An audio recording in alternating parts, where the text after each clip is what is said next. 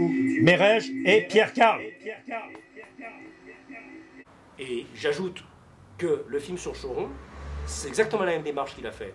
Il a filmé quelqu'un qui est un homme d'affaires, qui est Philippe Val, qui dit, d'ailleurs dans le film il le dit assez carrément, c'est mon journal, je suis propriétaire, je vous emmerde. Bon, on peut être contre ça, mais ça a le mérite de la clarté. Ceux qui ne sont pas d'accord, je les vire.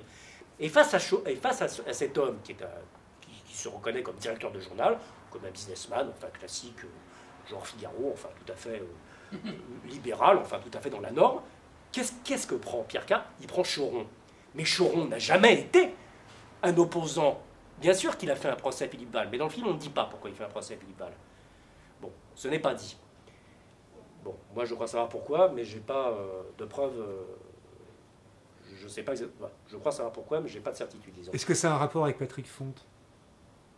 Certainement pas, je pense pas. C'est dommage. Non, je ne pense pas que c'en est un. Bah, justement, Patrick Fonte, oui. Bon, enfin, ça, c'est l'histoire de Philippe Val. C'est un sacrifié. Oui.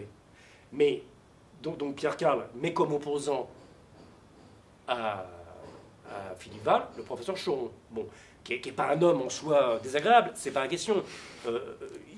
J'ai ni sympathie ni antipathie pour lui. Mais c'était pas ça la ligne. C'est-à-dire que Pierre Carl nous fait croire qu'on a soit un financier efficace, soit un mec pas très intelligent, un peu bénet, qui n'a pas de pensée. Et pourquoi il n'a pas pris la femme de Fournier, Isabelle? Pourquoi il n'a pas fait parler Cavana? Pourquoi il n'a pas fait parler ceux qui faisaient Charlie Hebdo, qui étaient dans ce que je suis en train de dire? Bon, c'est aussi habituel et aussi clair, refus de l'armée, refus de l'autorité, refus du partage, je peux faire la liste de ce que j'ai dit. Non, ça, Pierre Carl, il s'est bien arrangé de ne pas faire parler ces gens-là. Justement, donc c'est la même imposture, c'est-à-dire, vous voyez, tous ceux qui s'opposent à l'ultralibéralisme, eh ben, les seuls, les vrais, c'est Bourdieu, le Parti communiste, les gens qui ont une vraie pensée lucide et réaliste sur le monde. Tous les autres, c'est des débiles comme Choron. Et ça, c'est vraiment dégueulasse. Alors maintenant, ma collaboration avec Pierre Carl, oui, elle continue.